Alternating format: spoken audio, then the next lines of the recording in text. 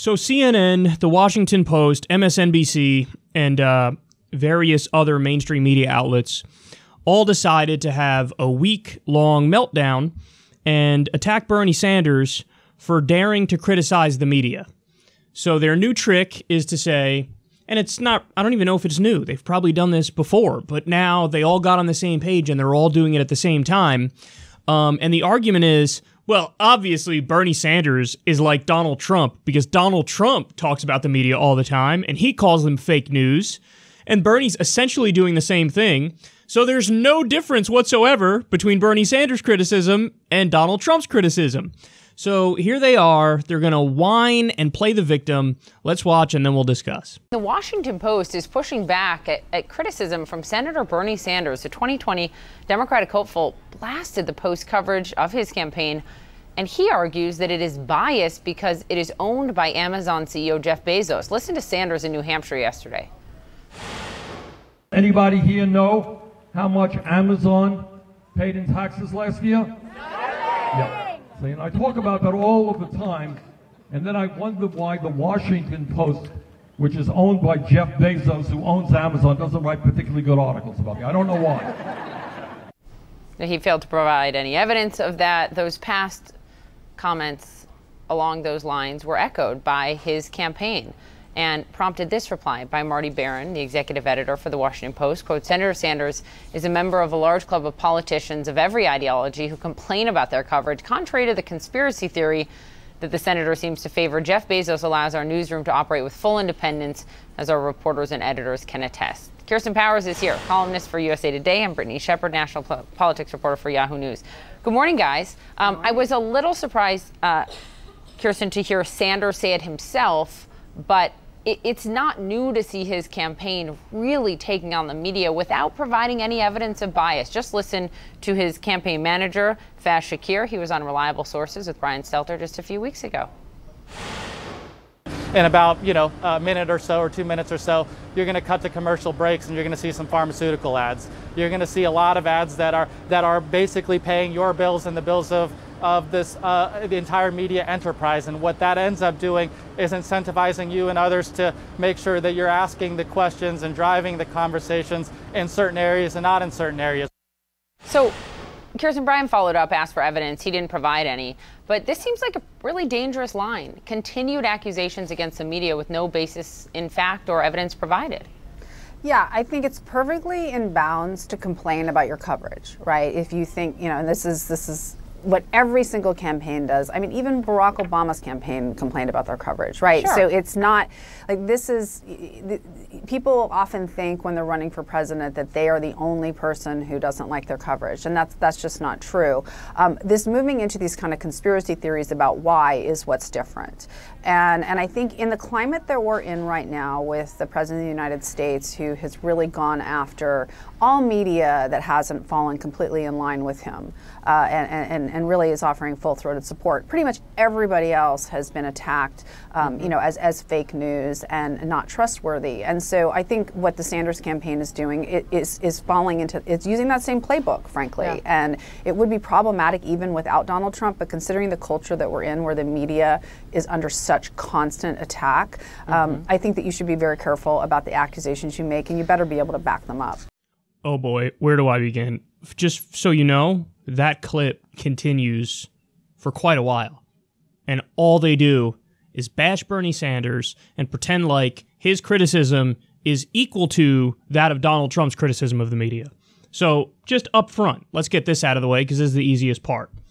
Every time Donald Trump attacks the media and he screams fake news, anybody with a functioning brain understands he's only doing that to be self-serving. So, in other words, there is no concern for the truth value of what the media is saying. That doesn't enter his mind. All he sees is this for me or is this against me? If this is in favor of me, it's tremendous, it's unbelievable, it's amazing, it's the best story ever. If this is against me, wrong, fake news. So that's the consideration for him. It's purely narcissistic, it's purely selfish. The media plenty of times have, printed stories that are anti-Donald Trump, which are factual and he'll scream fake news. So, bottom line, he's full of it. I mean, that's the best way to describe it. So his criticism of the media is, I want you to be more authoritarian and I want you to fall in line. That's what I want. I want you to reflect what I want and paint me and portray me in as positive a light as possible. That's the nature of his criticism of the media. They're not sycophantic enough to me. That's the nature of his criticism. Now, is anybody silly enough to believe that that's the same criticism that Bernie Sanders is making? Bernie Sanders has been making the same criticism of the media for decades now. And the bottom line is, he says, and he's correct in this, mainstream media does a terrible job doing their job. So, hey, look at the build-up to the Iraq War. The media carried water for the war criminals in the Bush administration. They were lying us into a war. The media dutifully printed whatever they said. They were stenographers to power. They didn't question them. And as a result, they helped steer the country and drive public sentiment to be in favor of war. That's unacceptable. That's wrong. That's bad. Look at their priorities. They're more likely to cover a story about Kim Kardashian and Kanye West on CNN than they are to do, say, a serious piece on homelessness and to talk about that. You very rarely hear, here's a great example of exactly what Bernie's talking about. This is an empirical question, too. Go look at all the coverage from all the mainstream media outlets over the course of this election cycle. Who gets tougher questions? The candidates in favor of Medicare for All or the candidates against Medicare for All? Who gets the adversarial questions? You all know the answer to that. Everybody who's in favor of Medicare for All is painted like, a pie in the sky, crazy person who loves unicorns and fairy dust, and they're treated like buffoons. Like, well, obviously we can't do that, and how would you pay for it? And a thousand nonsense arguments. Meanwhile, all the candidates who are against Medicare for All, they don't get any tough questions on their healthcare plans. Take a look at John Delaney, for example. Take a look at Biden. Has anybody said, hey man, hold on, you're saying we need to just expand on Obamacare? Well, under Obamacare, we have like 30 million people who are uninsured. We have up to 45,000 Americans that die every year because they don't have access to basic health care. Can you promise us that you'll fix those two things and 0 people will die because they don't have access to health care? I mean, that seems like a pretty important issue. Can you promise us that medical bankruptcies will no longer be a thing? Because right now they're one of the top causes of bankruptcy. Can you promise us that? Hey man, your plan doesn't go far enough. What are you doing? They never do it. And the crazy thing is, guys, it's not even 50-50. It's not even like, hey, the Medicare for All people get tough questions and the non-Medicare for All people get tough questions. So at least you could say, oh, they're trying to be equally adversarial to both. It's not even that. It's that the Medicare for All people are the only people who get not only tough questions, but really stupid questions, which are gaslighting you in favor of the status quo. And the anti-Medicare for All people get softballs down the center of the plate all day long. So, again, this stuff is empirical. You could actually do a breakdown and you could do the study and look over the past 3 months or whatever and look at who gets the adversarial questions in terms of healthcare. Anybody who's in favor of policies that the rest of the developed world has, they get treated like they're buffoons. Whereas if you're in favor of the status quo and you're in favor of just making minor tweaks around the edges, you get treated like a serious candidate. See, this is the nature of Bernie Sanders' criticism. It's that these people are frivolous and they have a pro-establishment bias. And he's correct in that. Now, by the way, they said, and they kept repeating it, no evidence. There's no evidence whatsoever. That there's none. There's no evidence of what they're saying here. In 2016, the Washington Post ran 16 negative stories about Bernie Sanders in 16 hours. You're telling me there's no evidence? How stupid do you think we are? I mean, honestly, this is embarrassing that this is the line of argument they're using against Bernie. And also, let's be clear here, the implication is, oh, he's against the First Amendment and he's against the press completely. No, there's a giant difference between saying, hey, we should do some legal action against the press. We should do an authoritarian crackdown, and saying, hey, you're doing a bad job doing what you do. Huge difference between those two things. And just for the record, as they cry their crocodile tears for the First Amendment, how many of them have come out to defend Julian Assange, who they're going after because he exposed U.S. war crimes? Exactly. So it's such bullshit. Just because Trump does bullshit criticisms against the media doesn't mean that all criticisms of the media are bullshit. And doesn't mean you get to play the victim every time people accurately attack you. I mean, what a joke this is. They really, notice something, guys. They can't beat him on the substance of this conversation, so what do? They pretend like the entire conversation is out of bounds. Oh, how dare you, sir? You're like Trump with what you said. We can't even discuss this. Let's move on. Interesting. It's a cute little cop-out from having to actually discuss the substance of the conversation, which is, are you guys doing a good job or a bad job?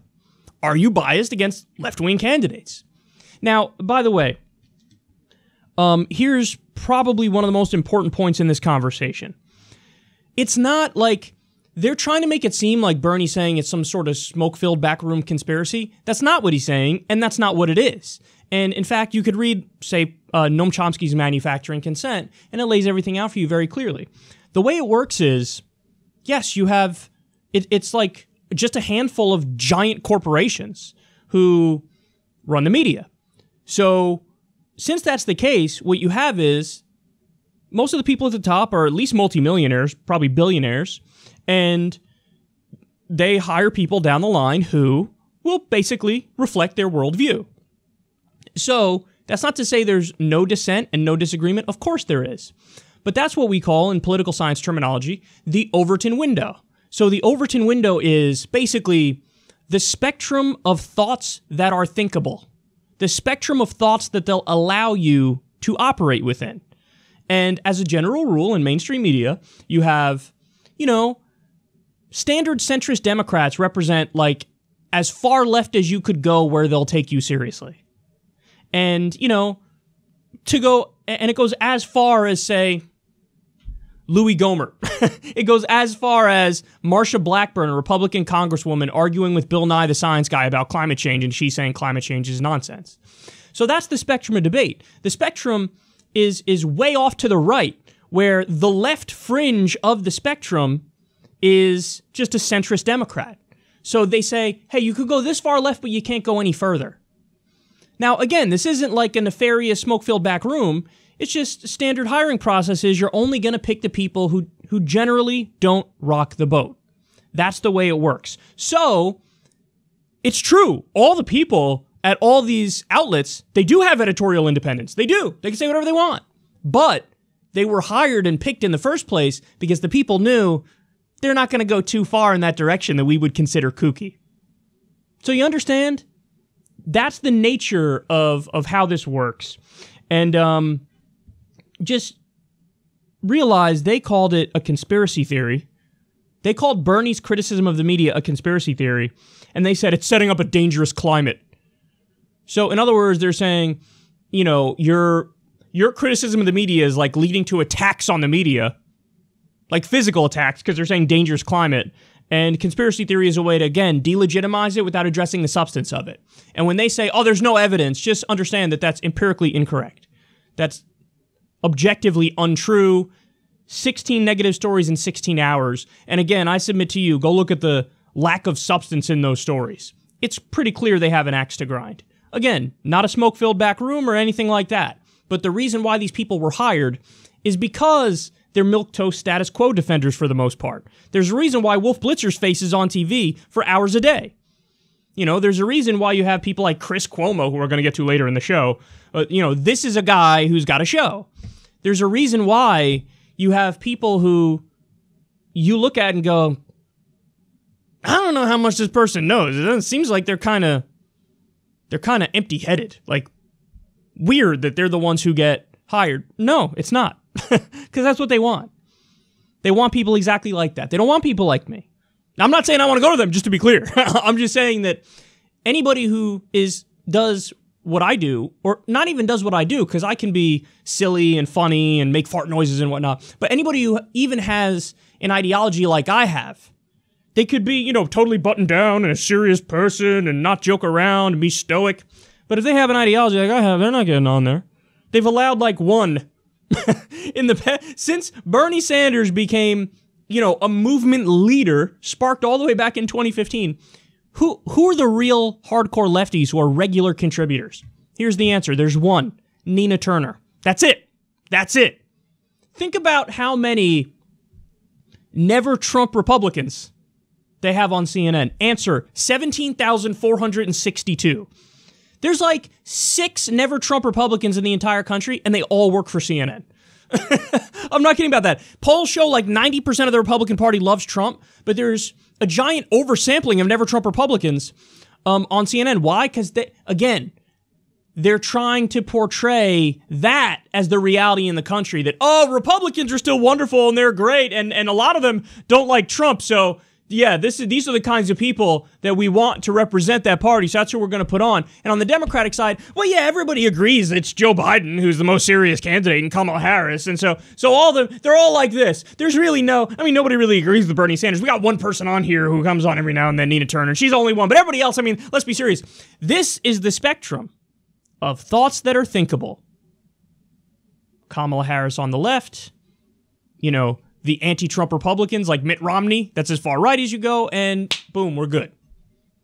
So as they pretend like they're just keeping it real with you, they're actually trying to steer the narrative and define the parameters of the debate.